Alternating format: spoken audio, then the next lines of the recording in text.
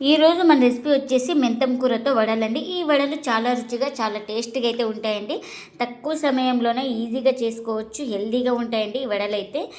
ఇంట్లో వాళ్ళందరికీ నచ్చితే అంత టేస్టీగా అంత క్రిస్పీగా అయితే ఉంటాయండి. ఇంకెందుకు ఫ్రెండ్స్ ఆలస్యం, ఎలా చేయాలో ఏంటో అనేది వీడియోలోకి అయితే వెళ్ళిపోయి చూద్దామా మరి.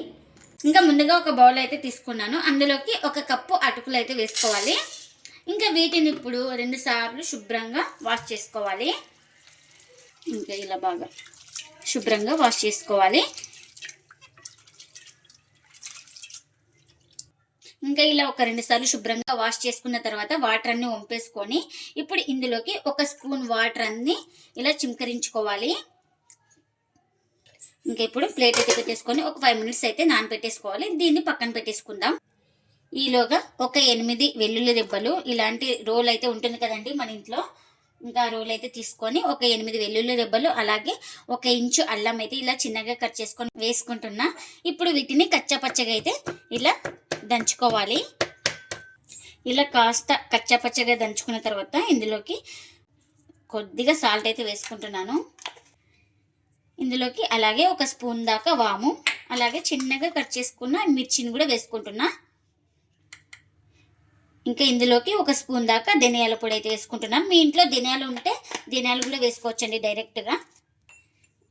ఇంకా ఇవన్నీ వేసుకొని మళ్ళీ కాస్త కచ్చాపచ్చగా దంచుకోవాలి. ఇంకా ఇలా దంచుకున్న తర్వాత ఇంకా దీన్ని పక్కన పెట్టేసుకుందాం. ఇంకా ఇప్పుడు ఒక 5 మినిట్స్ తర్వాత అయితే చూడండి, అటుకులు కూడా మనకు బాగా స్మూత్గా నానిపోయినాయి కదా. ఇప్పుడు వీటిని బాగా ప్రెస్ చేస్తూ ఇలా 1 నిమిషం పాటు ఇలా బాగా కలిపేసుకోవాలి. బాగా ఇలా ప్రెస్ చేసుకుంటూ బాగా కలిపేసుకోవాలి. మనకు ఈ అటుకులు అనేది సాఫ్ట్గా అయ్యే వరకు ఇలా కలిపేసుకోవాలి. మనకు ఇలా ప్రెస్ చేసుకుంటూ కలుపుకుంటే బాగా సాఫ్ట్గా అయిపోతాయి అటుకులు అనేవి. మనకు ఇలా ముద్దలాగా రావాలి. ఇప్పుడు ఇందులోకి ఇంకా నేను ఇక్కడ కొత్తిమీర చిన్నగా కట్ చేసుకొని వేసుకుంటున్నాను. ఒక 1/2 కప్ అయితే వేసుకుంటున్నాను.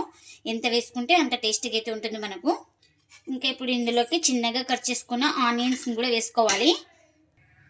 ఇంకా ఇలా చిన్నగా కట్ చేసుకున్న మెంతం కూర కూడా వేసుకోవాలి. నేను ఇక్కడ పెద్దది అయితే తీసుకున్నాను.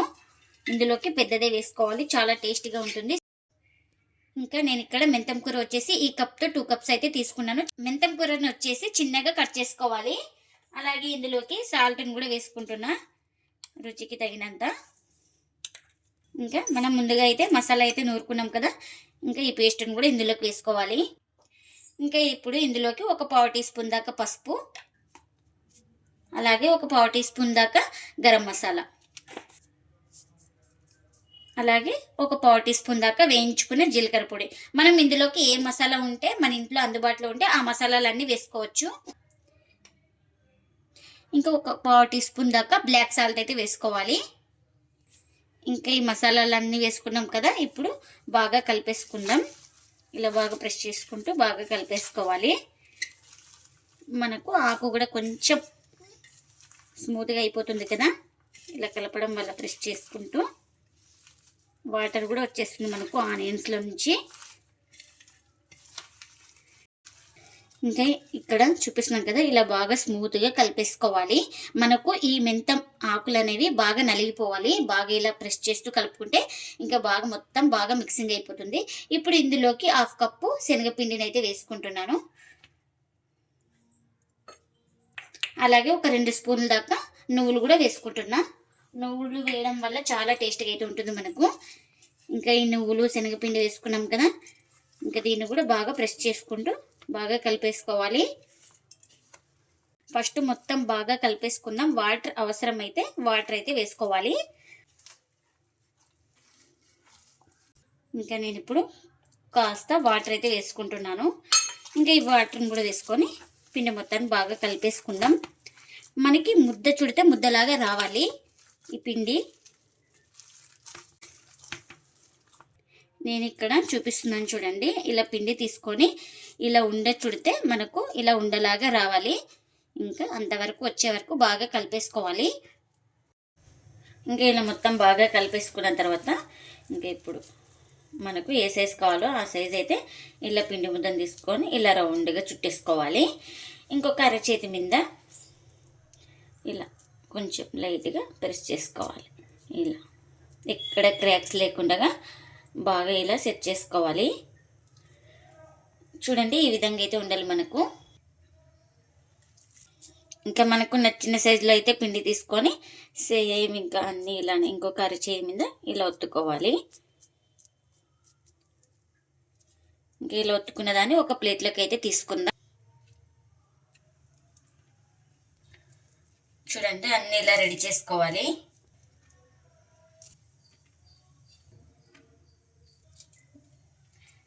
ఇంకా మనకు ఎన్ని అయితే అన్నీ ఇలానే చేసుకోవాలి. ఇంకా ఇవి ఫ్రై చేసుకోవడానికి ఆయిల్ కూడా పెట్టేసుకున్నాను. ఆయిల్ కూడా హీట్ అయిందండి. ఇంకా ఇలా రెడీ చేసి పెట్టేసుకున్నాం కదా, ఒక్కొక్కటి నిదానంగా ఆయిల్లోకి అయితే వేసుకోవాలి.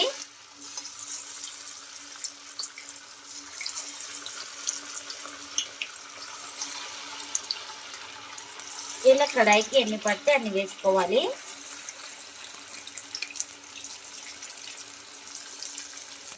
ఇంకా కాస్త కాలిన తర్వాత మరో వైపు అయితే టర్న్ చేసుకోవాలి ఇలా నిదానంగా.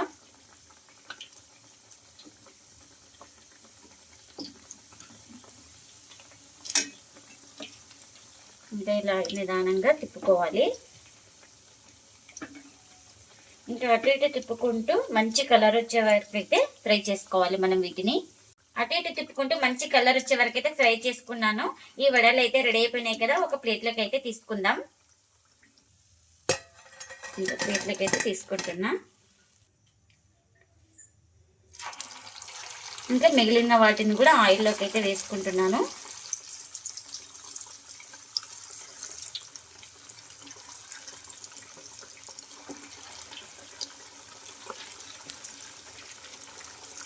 ఇంకా కడాయికి ఎన్ని పడితే అన్ని వేసుకోవాలి. 1 నిమిషం పాటు బాగా ఫ్రై అయిన తర్వాత మరోవైపుకి అయితే టర్న్ చేసుకోవాలి. ఇంకా ఒకవైపు కాలిన తర్వాత మరోవైపుకి అయితే ఇలా టర్న్ చేసుకోవాలి. ఒక్కొక్కటి నిదానంగా ఇలా.